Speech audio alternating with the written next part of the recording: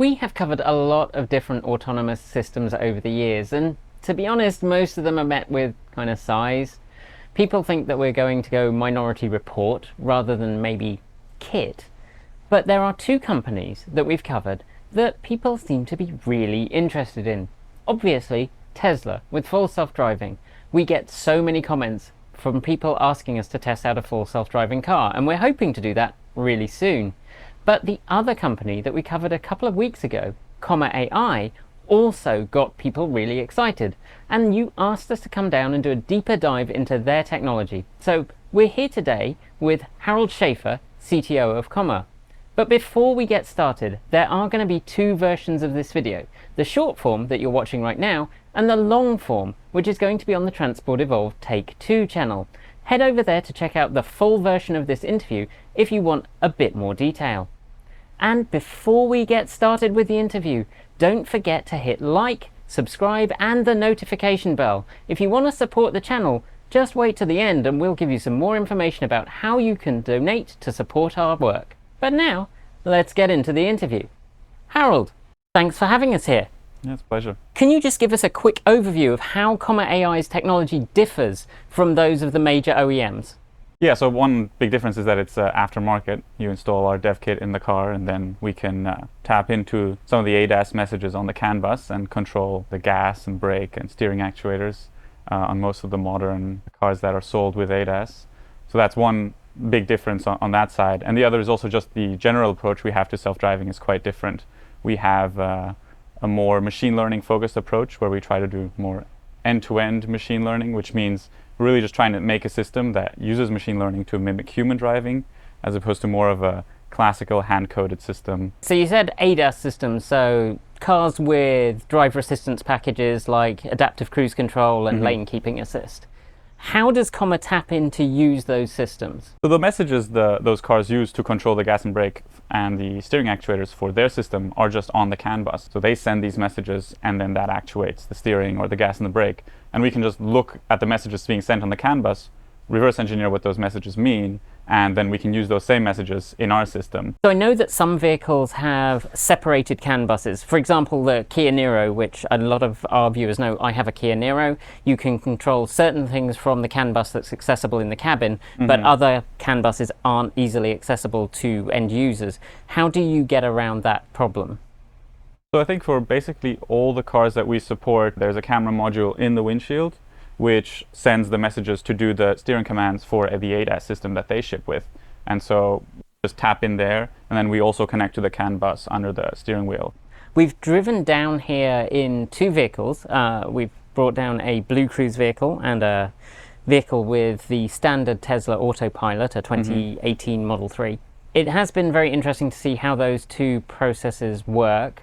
The Tesla in particular shares some of the information about what it's perceiving in the world around it, and watching it identify, like, this is a truck, but then switching to, no, actually that's a pickup. No, maybe it's a pickup or a truck or it's a large car. I can see how that information is not necessarily important, but does the system separate those? Can you tell if the system is identifying those different kinds of vehicles and the kind of different behaviors you might expect from them? You could run all sorts of tests to figure out a specific thing that you want to figure out whether the model sees. I mean, the case you say like a car and a truck, a reason that might be different is people tend to stay further away from trucks because it obscures your vision. And so you'd think, oh, that's a distinction you do have to make, but then now you have to have your perception system handle the fact that it needs to both take cars and trucks. And, you know, for every one of these tiny things, you're just having this growing list. I noticed that you had a blog and you had some shots of this is the image that is being fed in and this is what it's perceiving, it's reconstituting that, and it was interesting to see that it does identify something that you can see as a car or a van, but it loses a lot of the information that is just unnecessary. And that presumably lightens the processing load when it's trying to work out what it should be doing if it's discarding a lot of that information. Yeah, so I mean, it really allows the model to focus on, you know, what's relevant for driving, because that's ultimately what we train it on, is like make sure you drive, you know, like these humans have driven, and then the model can prioritize itself what it thinks is important and how to distribute its processing power, basically.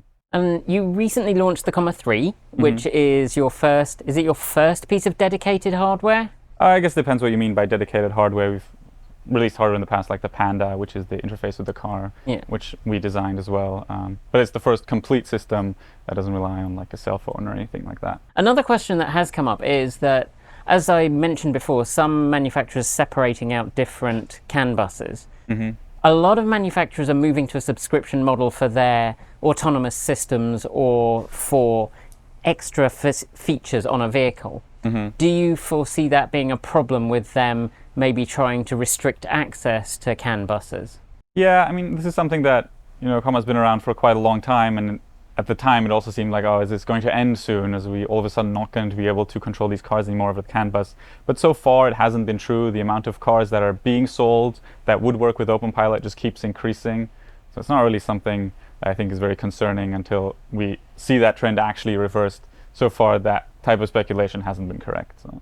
To pop back to the Comma 3 for a second, you have an interior camera and you use that for driver monitoring, and I know that's been an increased focus for a lot of autonomous driving systems, not so much you who very much started with that as being an important concept, but I know that a lot of other autonomous driving systems have realized that people tend to use the system in ways it wasn't originally designed for. What other benefits do you get from monitoring the driver? Personally, I think it's a very good reminder to pay attention. I mean, I get distracted when I don't drive with OpenPilot as well, and it's something I would like to be reminded of, and the same is true when I drive with OpenPilot.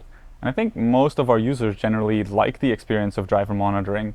I mean, that's one side, and the other is, this is the safety model we design is the car will never make abrupt actions. It will disengage when you want it to disengage, and we try to make sure that the driver pays attention, which is part of the trade-off with a level 2 system. And in what situations will the car disengage? On OpenPilot now, we guarantee disengagement when you press the brake, when you press the gas, or when you press the disengage button. It doesn't disengage on steering? It does not. That's interesting that you've chosen that model where you don't disengage on steer. We've driven down in vehicles that have disengage on steer and different vehicles that do not have disengage on steer, and the team have differing opinions about whether that's a good or a bad thing. What data are you training the models on? Yeah, so we collect video from all the people that are using OpenPilot and upload the data, and so that video is the input to the model, and then basically the core output of the model is a trajectory in 3D space of where the car will be over the next 10 seconds. So that captures both the lateral movement and the longitudinal, as in the acceleration or the deceleration over the next 10 seconds. So I mean, that's the core of the end-to-end system. Then on top of that, there's a whole bunch of other outputs that we add, which is like lane lines, lead cars, talked about the probability of the human disengaging or taking over, probability of making a lane change, taking an exit. There's a whole bunch of other stuff that's useful for miscellaneous things. And with that training data that's coming in, it's from people driving. Is that correct?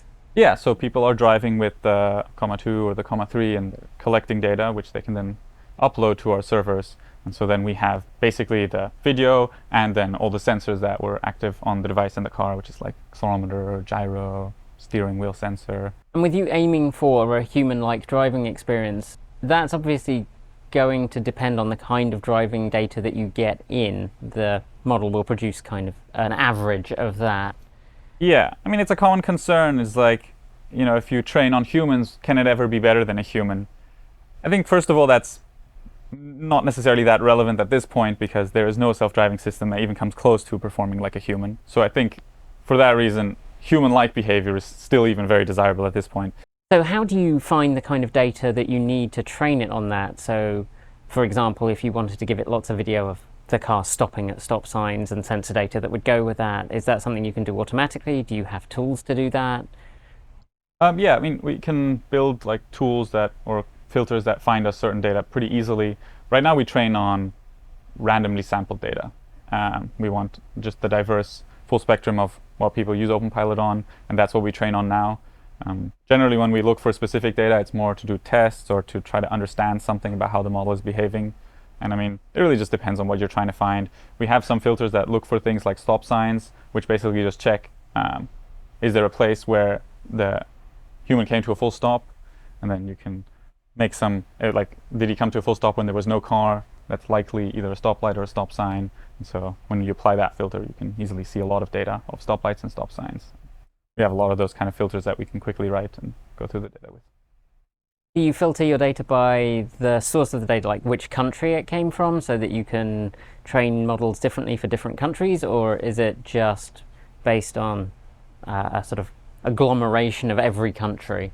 Right now, we train on all the data we have, and all the countries that we have, and the model, will behave differently given the scene. It can make some determination about, what kind of road this is. We do also tell the model whether it's supposed to drive on the left or the right. In some cases, that's important context. Most of the time, the model doesn't struggle with this, but if you're on an empty road in the suburbs and there's absolutely no indication whether you're, in Australia or America, that can be useful context. And maybe in the future, we want to provide even more context. There might be other things that aren't immediately clear from the scene about, whether you're in a European country road or not. We can provide that in the future if that's necessary. Would you expect to do that based on GPS position, or would you expect to do that based on some kind of signifiers in the environment? Is it going to be able to look at a scene and go, I know I'm in a country that is a right-hand drive versus a left-hand drive country? If it can tell it from the scene, then we don't have to do anything. It can just see from the video and knows how to behave. But sometimes there might be some things that it can't immediately tell from the scene, which is like left or right-hand drive in some cases. Inputting GPS coordinates is a potential option, but if we do it, for example, the way we train now, if we were to tell it the GPS coordinates, it would likely overfit to certain GPS locations. Like if there's one driver driving in Minnesota, and you tell it, and then you're in Minnesota, so you're going to drive like that driver, or at least it's going to be incentivized to do that. So we get a lot of comments from our viewers in India, particularly around Tesla's full self-driving, where they express some concern about how full self-driving might perform in such a markedly different driving environment. How do you feel like Comma.ai will do in those kinds of situations? I've driven in India myself as well, and there's no doubt driving there is very difficult. It's very different from driving here. But I think this is exactly the type of advantages you get from using an end-to-end system. I checked recently, we actually don't have any users in India. We have got some users in like Nigeria and Saudi Arabia and a lot of other non-American countries, but hasn't made it to India yet. Do you expect to use cameras from the vehicle as well, or just your own camera? Just our own camera. There's a lot of issues with using the camera from the vehicle. If it is even technically accessible, the video stream from their cameras, it's going to be different on every car. It's just, the camera is the main input, and it's something we want our own guarantees on, it being always the same. That's really interesting, because I know that a lot of cars now have quite poor sight lines from the inside. Is that something that you see as a problem for being able to perceive the world through that third camera? The point at which this becomes a problem is a very, very long time away. We're a level 2 system. Lane changes are still supposed to be made with the human in the loop. Kind of always imagine it to be some kind of collaborative effort. We want the system to become better and be able to handle more situations. But removing the driver isn't really something that we're working on. Thank you so much for the interview. Yeah, it's a pleasure. That's it for today. If you liked the video, be sure to give it a thumbs up, and don't forget to subscribe to this channel and our other channel, Transport Evolved Take 2. We know that while a fair few of you are already subscribed, many more aren't.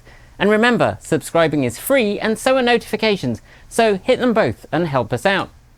Let us know below what you thought of this video, and remember, play nice. If you're not fond of the YouTube comment section, then why not continue this on our Discord server? It's free, and we'll leave the link below. Thanks on behalf of the entire TE crew go out to the folks on my right for being our $15 to $49 a month patrons. Special thanks to our $50 a month patrons, Joseph Broucher, David Janakula, Andrew Martin, Guido Drahota, Brophy Wolf, Michael Goad, Tesla in the Gong, Sean Ueda, Gordon C., Regine Fellows, Anonymous Freak, Jim Burness, Kyle Hodgson, Anthony Coates, Ricky Leong, Brian Newton, Laura Sanborn, Rory Litwin, and Denny Hyde. And our deepest gratitude to our $100 a month Patreon supporters, John Lyons, Marcel Ward, Reggie Watts, Joe Bresney, Chris Asentova, JP Fagerback, Will Graylan, Matthew Drobnak, Christopher Lee Jones, Paul Conway, Ellery Hensley, and Ian. And if you'd like to join the ranks of our wonderful supporters, you'll find links below to Patreon, Bitcoin and Ko-fi. And of course you can buy your very own TE swag over at our Redbubble store. Thanks for joining me, and as always, keep evolving!